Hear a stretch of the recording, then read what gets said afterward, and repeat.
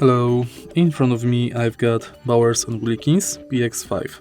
In this video I'll show you how to perform factory reset of your headphones via gesture.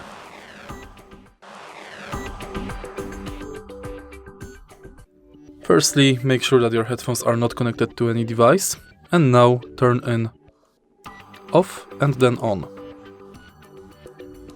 Now simultaneously press and hold volume plus, volume minus and voice noise cancellation button for 10 seconds.